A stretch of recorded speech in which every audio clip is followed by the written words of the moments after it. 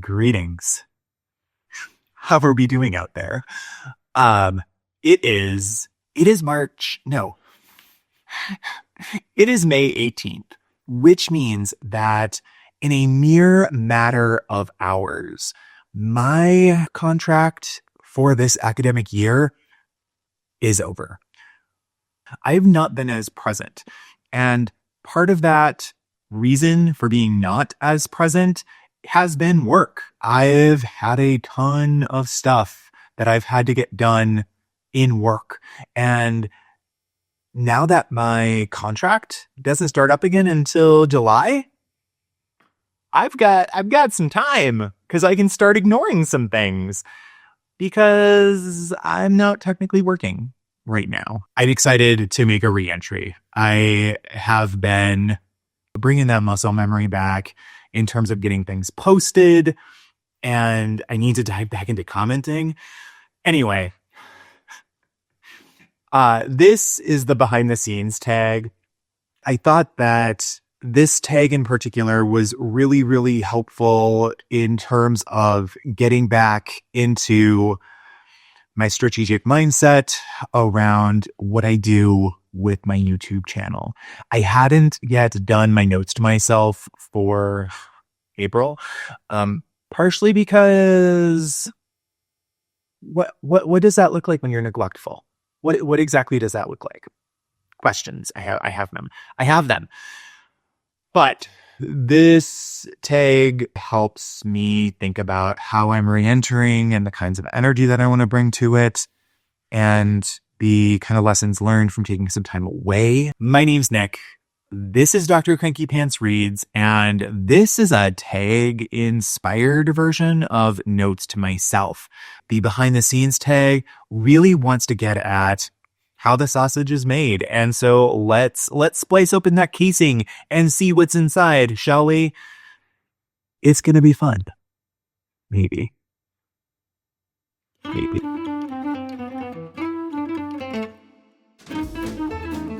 Yes. So I'm back-ish, kind of, I think. I don't know whether I don't know what the criteria are for like, oh, I'm back.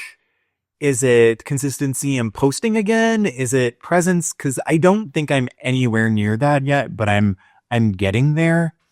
And so this tag, the behind the scenes tag, was started by Robert G., reader of books, and it's meant to get at the processes behind how individual booktubers run their channels and how they create content, et cetera, et cetera. So I got tagged by 4 different people. And if I missed you, I'm so sorry, because my community tab is a bit of a wreck. And I've gone through and I've like made the lists, but I'm certain that I've missed something. So if I've missed something, please don't hold it against me. I got tagged by Stuart, Pat, Alan, and Suey. In the time between filming and editing, Marlisha also added herself to this crew. And when that kind of gang is like, you will do this tag, you will do this tag. Because, I don't know, Alan is terrifying. Also, Pat. I feel like Pat in an alleyway could cut a... If Pat were Sicilian, her hallmark move would not be like death by 1,000 paper cuts. It would just be death by a cut. Like she would just take the book and just slice you in half. I'm going to use it as a way to talk about kind of where I'm at right now in terms of my YouTube channel. I've not really been as intentional as I have been in previous months. Life happens. You have to deal with stuff sometimes. And that's where I was at. I've rearranged some of the questions. Huge surprise. If anything is on brand for me, it is screwing with the tag. That's pretty much what I do. Maybe my entire personality. So I've reorganized some of the questions to help me with addressing some of the things within my typical Notes to Self videos.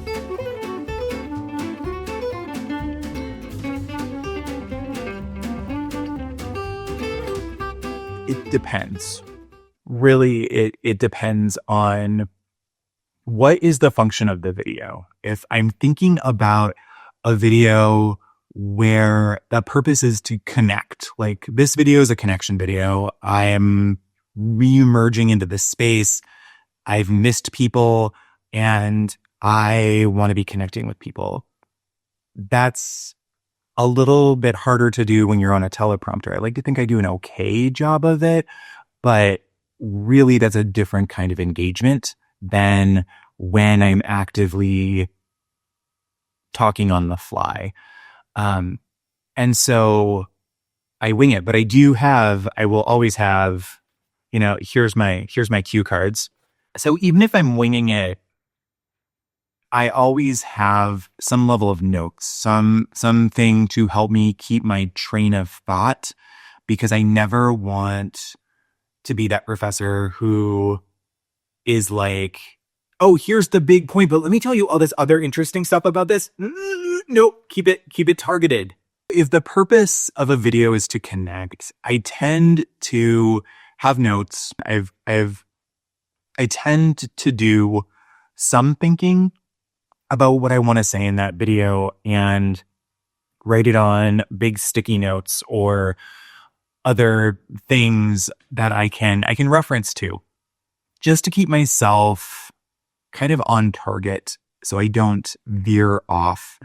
And then if the purpose of the video is to educate, or if the purpose of the video is to do something of a deep dive into like 5 books around consumerism or something like that, I will draft that out. I will script that out. I will throw it into a teleprompter. I will run it through a couple of times to see what it sounds like. I very rarely improvise in terms of just sitting down and talking, though I did do that a lot in the beginning.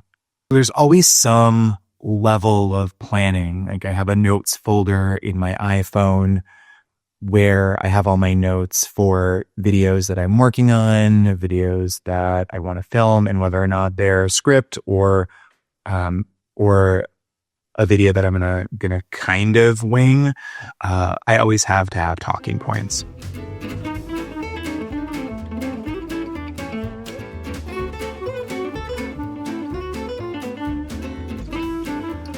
One of the reasons that I started my YouTube channel was because I don't know what's happening in higher ed. The best way to combat a feeling of helplessness, powerlessness, is to empower yourself. And I decided that one of the things that I wanted to learn was how to edit video. And there's no better way to learn how to do something than providing yourself with an authentic context. And YouTube is that authentic context. It allows you to really put stuff out there in a way that is very low risk. I can write. I can do all kinds of things. I can present. I can teach. But can I make a video? And so, yeah, I do edit. I edit probably a lot, actually. And that's been really, really fun. It's somewhat easy to, I think, get caught up in all of the frills of editing, like the dancing skeleton or the green screen background. But I also like to think about editing as narrative, as storytelling, as an act of care for your audience, because your audience is looking for a story. And when you're editing and you're looking at all of your footage, you're trying to think through what that story could be, the story that you want to resonate, hopefully, with audiences. But even if you don't want it to resonate with audiences, what is the story that you're telling yourself? And that's been a really interesting question to follow through a variety of different videos. And I feel like I don't yet know what all of that means for me, but I'm figuring it out 47-ish long form videos into it, and I'm beginning to get a better sense of what kind of stories I want to tell in this space. What I want my particular stories to sound like, to feel like, to look like. And that has been such a challenge for me around getting down the aesthetics. Aesthetics are not my thing. I mean, look at me. Look at me. There's nothing aesthetic about this. I think I'm getting a better sense of what that looks like, of what I want that to look like. Yes, I edit. I do a lot of stuff with editing, actually. But also there's lots of stuff that I don't do with editing because I don't know how to yet. But I'm going to figure it out. Fun fact, my videos tend to start with the goal of what is it that I want to try to figure out. And then I go backward from there. I backwards plan from that space. And that's why sometimes you get videos that look like nothing great. So there that is. And it's fine. It's fine. And it truly is fine. I know with a lot of notes to myself, one of the comments that I get a lot is, oh, you shouldn't be so hard on yourself. And I get the intent behind them and I appreciate the intent behind them. However, if I'm not hard on myself, who is going to hold high expectations for me? And my expectations are actually pretty low. My expectations are pretty baseline. Like, I want to be better than the last video. I want to do something better in every video. I don't have to do it perfectly, but I have to do it better. And so I do have high standards for myself, and I'm not willing to compromise on those. I'm also very willing to admit when I have fallen short, and that's not me dragging myself over the coals. That's me recognizing a gap and coming up with a plan to address it. So it's not a, oh, I'm seeking validation. This is the next step for my learning. This is where I have fallen short of what I wanted to do, but I'm going to figure out how to get there. I'm not giving this up yet. And I think that's an important thing, an important distinction. I appreciate the sentiments, but it's not coming from a place of, oh, woe is me. It's coming from a place of, oh crap, I had so much more to learn. And what a privilege that is. Like, what delight that is to figure out how to do new things.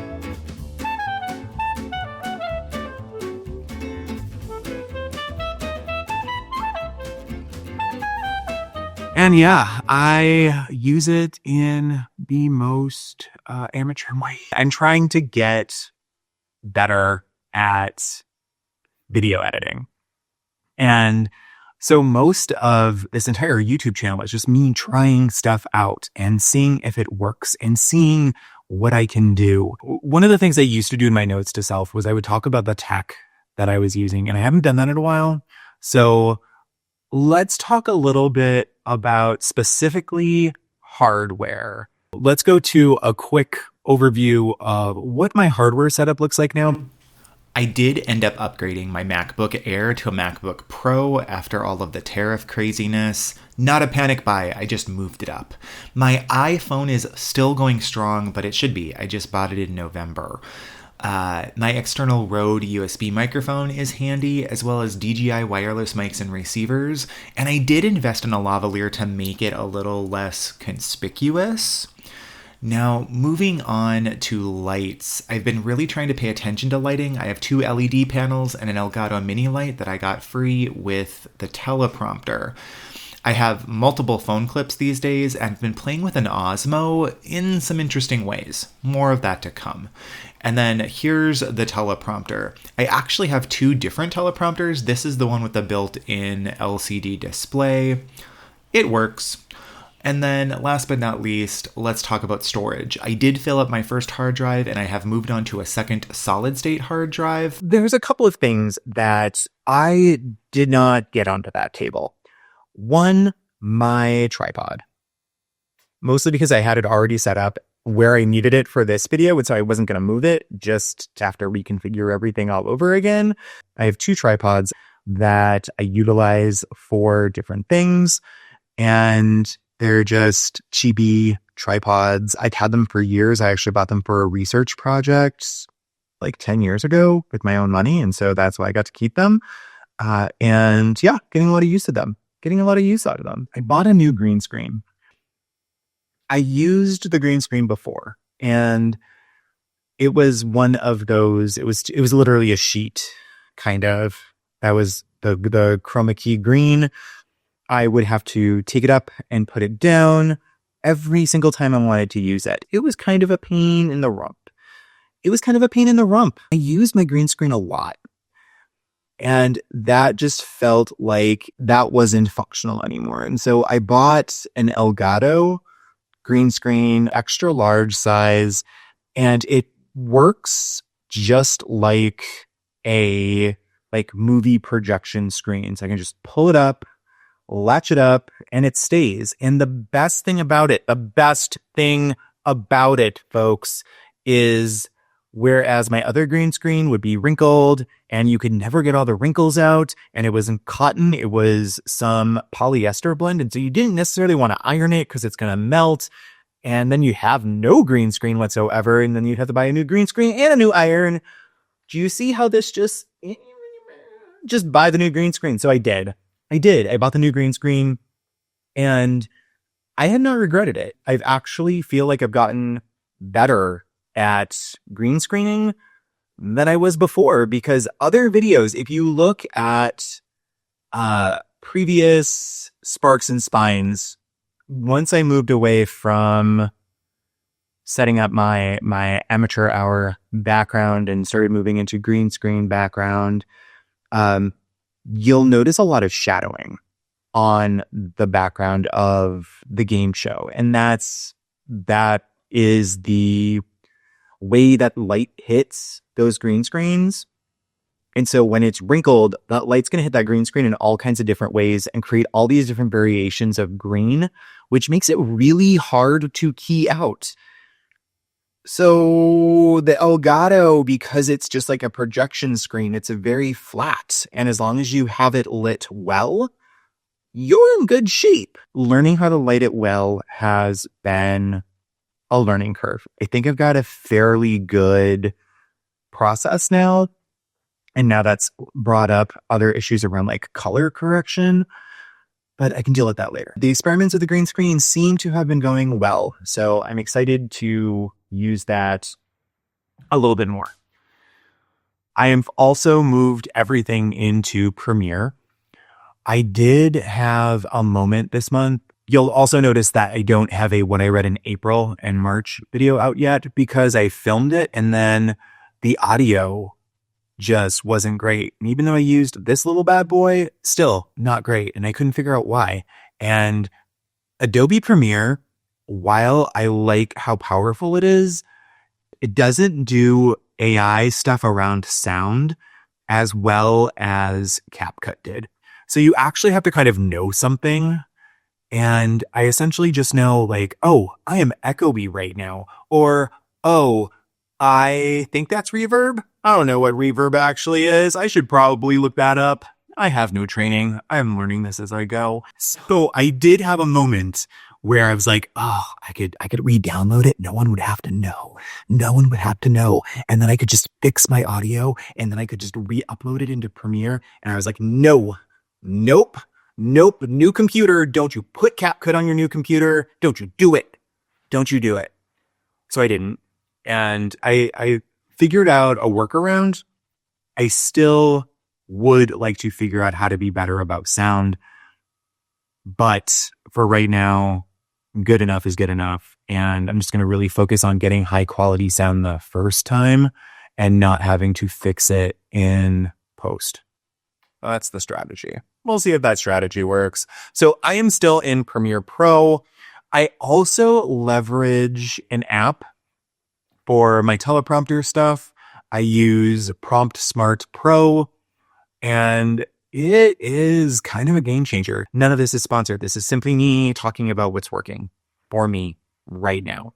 So, not even putting links in the description, because if you want to investigate them, you can do that on your own time. But Prompt Smart Pro is about $30, I think. I bought it in particular anticipation for instructional videos, but it has become really, really helpful in terms of just videos writ large, because it is voice controlled. So it's listening to what you're saying, which now that I'm saying this out loud, actually feels kind of creepy, but it moves the script along as you are talking. And the thing that I like about that is it gives me opportunities to improvise. It gives me opportunities to build rapport. It gives me opportunities to pause a script, talk about something that I might have forgotten to write about in the script, but I remember in the moment, and then move on. And that has been delightful. I find it really, really helpful with the teleprompter. I find that to be super duper helpful, particularly around eye contact. If you look at some of my earlier videos, you will see me looking off into the corner, and that's because that's where the teleprompter was on my phone screen. This is how the sausage is made, people. So the teleprompter has gotten rid of that for the most part. Let's talk about some outside resources that I've found and have been using. The first thing that I really have enjoyed using is Adobe Stock. Part of my subscription includes Adobe Stock, and it's really just this collection of photos and stock videos that, as long as it's free, I can use them. And that's really how I made the Italia tag, was through stock footage. And that was fun to play with. Stock footage plus a green screen equals let's travel the world in books. Super fun. I've got Germany planned, so look for that. Coming attractions. But it really has given me some opportunities to think a little bit differently about how stories are coming together. And I really like that. Upbeat. So the other thing I miss about CapCut is music. CapCut has a very large library of sounds and sound effects built in, and Adobe does not. Adobe has some. So I've been using Upbeat, again, not sponsored, to find music for my videos. I have a new kind of theme-ish song that I found from there, and then a couple of other 3 songs, because that's what you can download for free. It's been fine. I need to think through some different resources, but for what it is, it's great. So, graphics, music, lighting, in the most amateur way, I am playing around and trying to figure out what works.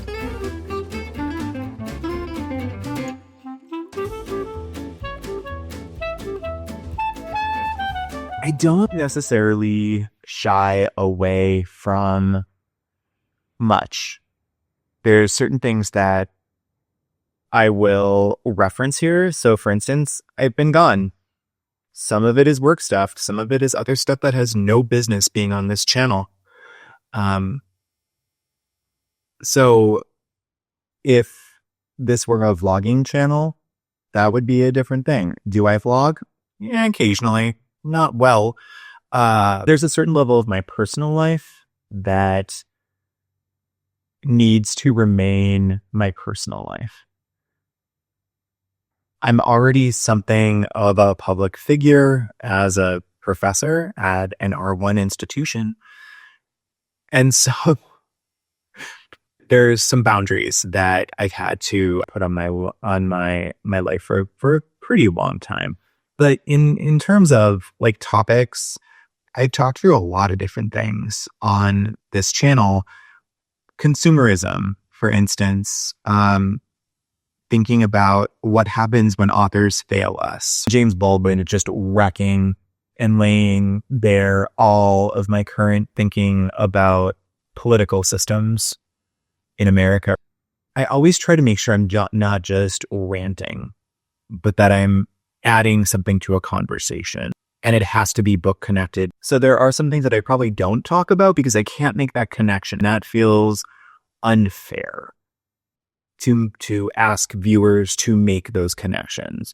I do kind of feel like I'm doing that a bit right now by integrating some of my coursework videos in with my BookTube videos. And I've thought about and have some strategies for how to make that a little bit more seamless. So you might notice that my bio changed, my banner on my channel changed a bit to reflect that expanded focus. We're going to continue reevaluating. I think it's going to be fine. But there are definitely things that I avoid. I don't want to engage in videos that are kind of superficial. Even with Spines and Sparks, which could seem to be fairly superficial, it's a lot of research. It's a lot of work digging into booktubers, video catalogs, thinking about building up their reader profile, and then building a script around that after I find book choices. That's a fair amount of work. So hopefully that might seem like superficial or just joyful or something. I don't know, but the word behind it's pretty intense. I also try to avoid stuff just for clicks. I'm conflicted about certain types of videos, certain tropes of videos. I've done an unhaul video. I don't know that I need to do another one. If your function is to make your channel a source of income for you, you need to be doing those things. So this is not me looking down at that whatsoever. You do you, boo. I am in your corner. I'm cheering you on. But that's not my function. That doesn't mean that mine is right and these other approaches to BookTube are wrong. It means that at the end of the day, you have to be okay with whatever your BookTube channel is. Topics I avoid. Things that don't align with my personal politics. I had a video, like the video on consumerism. What does it look like if I have a haul video after that? It's important to me that I'm correct in my politics. And by being correct in my politics, I don't mean, I'm going to say all the quote unquote right things. This is what I believe about the world. This is how I align my life to work within those beliefs. What does that mean for what I now do? So there have been some internal reckonings with all of those kinds of things. So those might be topics I avoid.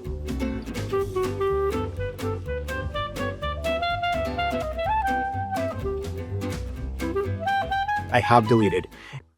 I tend to delete because after the video launches and I look at it and go, I only got 5 views. Weird. Why is that? And then I look at it again and it's because only the first 5 seconds uploaded. No wonder it was so fast. I just thought it was because I was on the high-speed internet at school. Nope.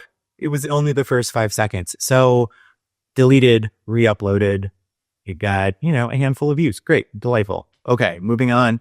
So that has happened. It tends to be about technical glitches more than anything else. I watched Sui's video tackling this tag right before I sat down to film this video.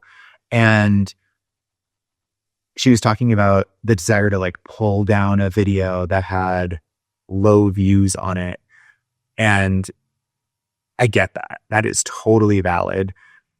The function of my YouTube channel is portfolio. So like I want to see growth across, and that includes keeping the really crappy videos. R.L. Stein, I'm looking at you. If I delete it, it's always because I've re-uploaded a different version of it. Whether that's because of, I think I had an issue with a song that was copyright restricted, but it was listed as free to use on CapCut. But to cut that out later and re-upload it with a different song.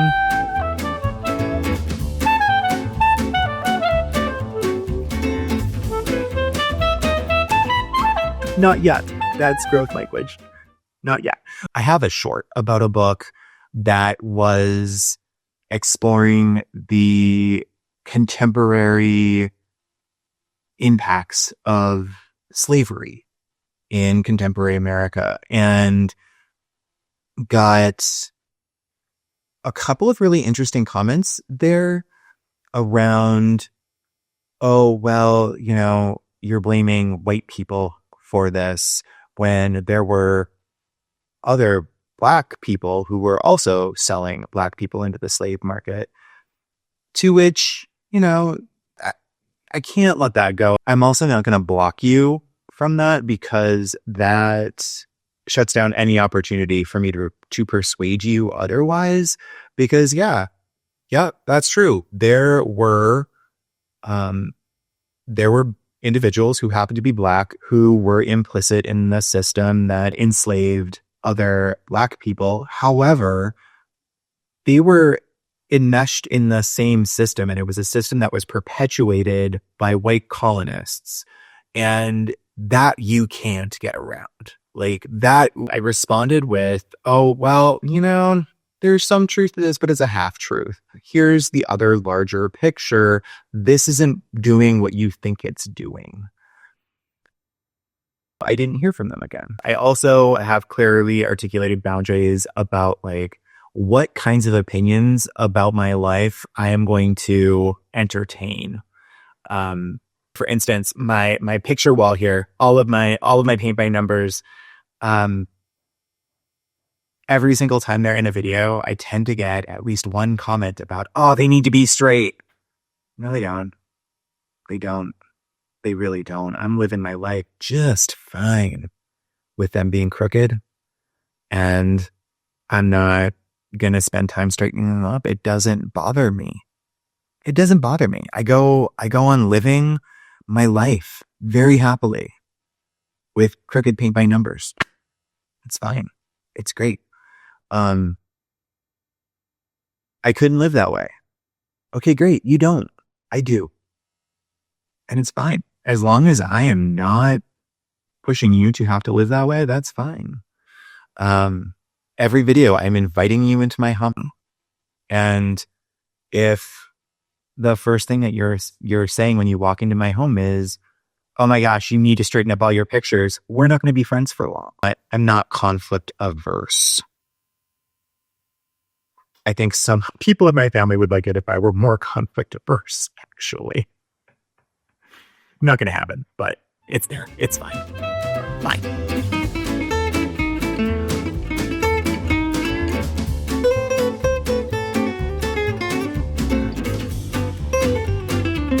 I'm just trying to learn how to make stuff. I want to make stuff. I'm just trying to learn how to make stuff that is interesting, is fun. I want to figure out how to tell better film narratives. And not like film, like I'm going to make a film, but in my wheelhouse around education, information, those kinds of things. That's what I'm really trying to do here. So I took a step back and definitely saw, I mean, continued growth, which was interesting because I didn't do anything. I wasn't doing anything.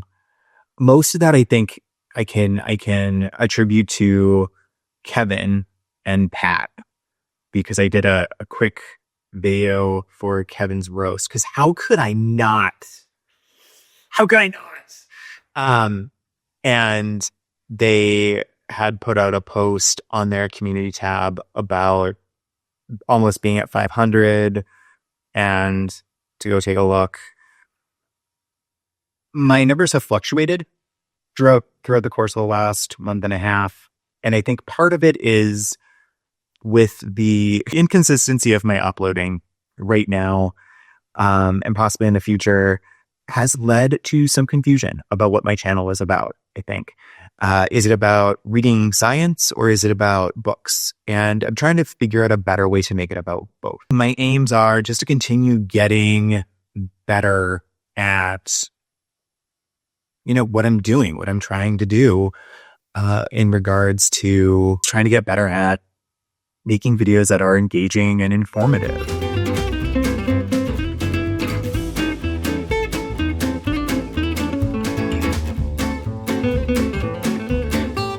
I try to, actually, but I don't always respond to them immediately. Again, back to the thread of what's the narrative. I always need to think through what that narrative is. So even with the halfway to Halloween tag, the narrative was me cleaning up my basement where all my Halloween decorations were, also all my Christmas decorations, as a vehicle to be thinking about the halfway to Halloween tag. Some tags are really interesting in terms of immediately I kind of know what take I want on that tag. And then some other tags I had to sit with for a while and think through what the narrative would be. And then others, I will have a narrative in my head, but I don't have the technical skill to actually do that narrative yet. And so I miss out a bit on the timeliness of the tags because they do kind of squeak through. People do them. And then like 4 weeks later, there I am with my tag. And sometimes I can respond a bit more quickly. I don't want to do a tag unless I can add something different that hasn't been done yet. And sometimes that takes time. Sometimes that takes a lot of time. I mean, there's some tags I have been working on probably for at least 4 months. Just to give you an idea of what's in my drafts folder. But I try to always respond to them. I try to do them as much as I possibly can. It might not be in the most timely of manners. And I'm okay with it. I'm okay with it.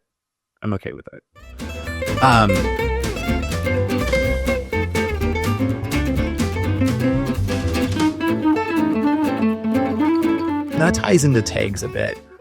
There's a couple of tags that I have appropriated. Aaron from Aaron Read a Book will constantly be an executive producer on Spines and Sparks. Things like that, where there's a format, there's a bucket, and you kind of know what you're going to get. And from a learner standpoint, one of the reasons that I do that is not because they're easy. They're predictable. They're not necessarily easy. It normally takes me about 2 days to get research done, and then another day to like figure out which books are going to be the contestants, and then about 4-ish hours to pull together all of the graphics. Though I think I like the background that I have now, and I'm just going to keep it. It makes so much more sense than having to take up and put down. I kind of miss the analog, like local cable access channel-ness. It's just so much easier to green screen it. I might change my mind later. We'll see. The ability to have a continual kind of format that I get to revisit again and again and again to continue working on developing skills that I'm already kind of building up, because I know I'd done those before. I can also take on some new skill work in that new production, and that's really invaluable. Like, that is really what started Spines and Sparks, was the ability to chop that original tag up into 3 different episodes, and each episode I got to play with something slightly different, and that was great. The formats really are helpful. They're consistent.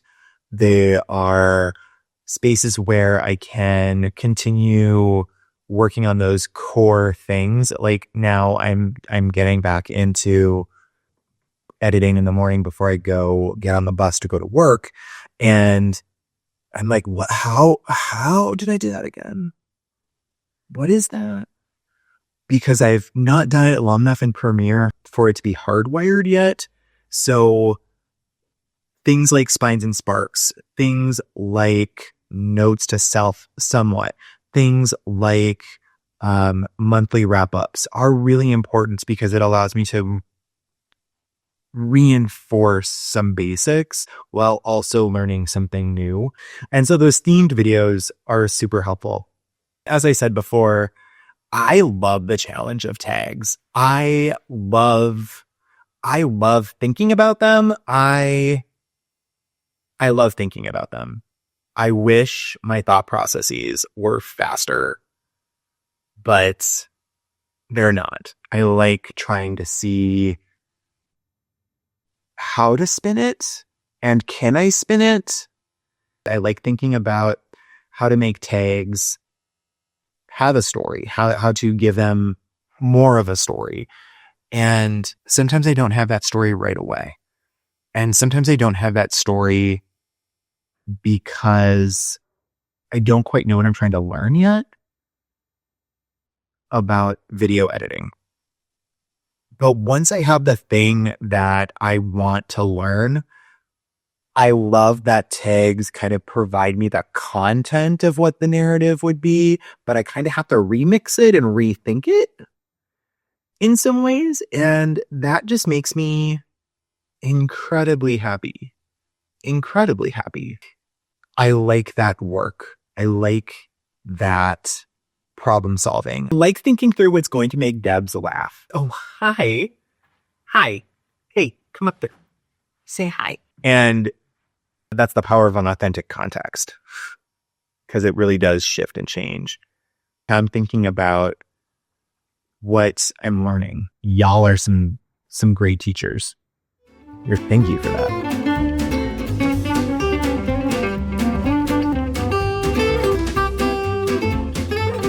Yes and no. Right now I have comments from probably 2 months ago that I need to respond to. So if you're like, Nick, where you been? Cranky Pants, what's going on over there? It just, that's where that is. I've worked through, there's some guilt there around, oh, I should have been able to get to this. I should have been able to do this, but I wasn't able to. And I prioritized not letting some editing skills atrophy. And that was a decision that I made. Was it a great decision? I don't know. I can definitely tell you that it does impact algorithm. So if that's a thing that you are paying attention to, it does impact algorithm. But I will go back now that I don't have to be, or soon I will not have to be attached to my university email every day. So I will have some time to be doing that. So if you're like, where did Nick, this comment's like 2 months old. Yep, I know. Trust me. I know. But I try to respond, and I try to respond in ways that are actually thoughtful.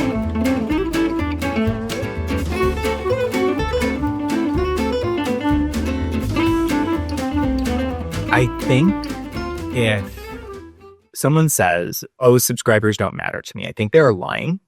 I think they're not being honest with themselves.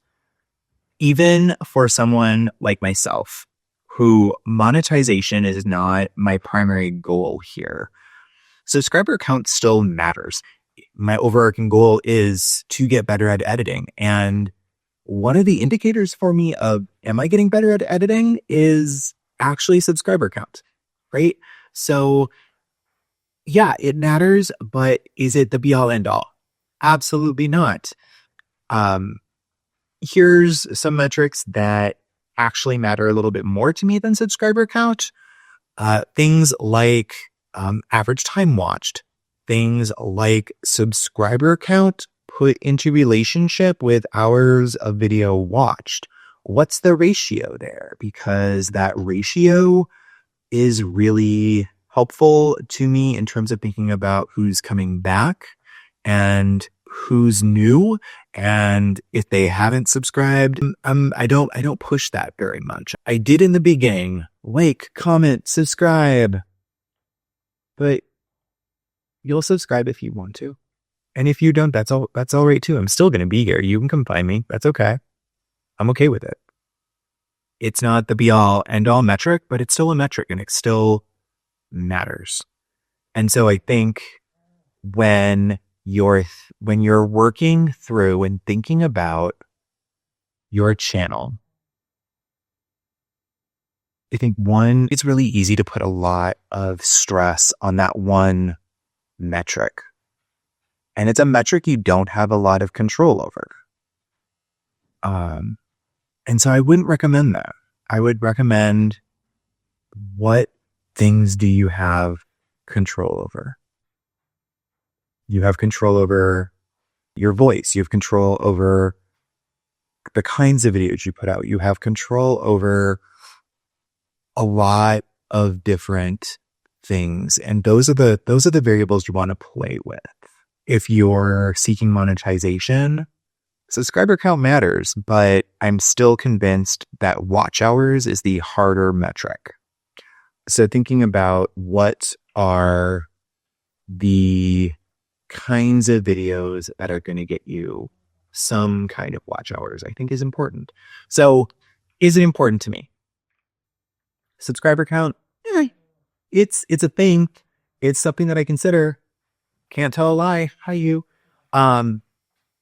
It's something that I definitely consider, but there are other metrics that are, if not just as important, more important than subscriber count. So, I think as of right now, I am at 534 subscribers, which still feels just kooky. I appreciate all of you. And I definitely, again, want to shout out Kevin and Pat, who put out community posts and encouraged people to subscribe right when I was underneath the 500 cusp. I do feel like I missed a milestone there, but I'll get it on the next one. I do want everyone to know that I appreciate you. I don't mean to be nonchalant about it. I really appreciate everyone who watches a video and leaves feedback or leaves a comment. And I am excited to get back into this space more regularly than I have been. It's nice to have some bandwidth again. What can you be looking forward to here the rest of May? Which actually isn't a lot. There isn't a lot of May left. So let's hope I get this edited somewhat quickly and get it posted. We'll see how that goes.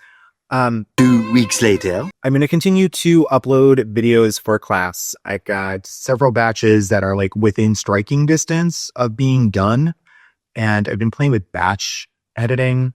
So I do rough cuts of all of the similar type and then do, subsequent. I'm going to add all the audio here. I'm going to do, and it's kind of working out. It's kind of working out. It feels like it makes the process really long and drawn out. And so I don't know if that's a workable system moving forward, because motivation wise, there's something about the hit of getting something out, getting it out on YouTube, and being able to move on to the next thing. Like when I move that entire project folder into my external hard drive, such a good day. It's such a good time. Love it. but when you're batching, it feels like it kind of never ends. So I don't know that that's a method I want to use going forward, but it has been interesting to play with. So those are going to continue to happen. I'm going to try to get back on a regular posting schedule. While I've been gone, I haven't stopped thinking about videos and have been filming some videos. And now I'm kind of at a gap where I need to get the rest of the batches that I've already started done so I can move into some of those videos that I have footage for, but haven't yet started to edit. So that's where we're at. As stuff has increased in sophistication, I don't know how long it's taking to edit things these days. So I'm also dealing with the fact that moving into batching has played with my idea of time, like how much time it takes to edit something. I don't quite know any longer. So we'll see how this goes. It's going to be fine. There will be new stuff coming out somewhat regularly, and I'm excited to be back here in a more substantial way. And again, thanks to Kevin, Pat, Ellen, and Sui for tagging me in this. If you are looking for some content for your channel, tell us the story about what you're doing behind the scenes. I will leave the questions to this particular tag in the description. Make it your own. See what you can do with it. As always, I appreciate you. Truly appreciate you. I've been gone. I've missed y'all. I'm excited about getting back here. So with that, Gesundheit. We'll see you in the next one. Bye. Are you okay? Y'all.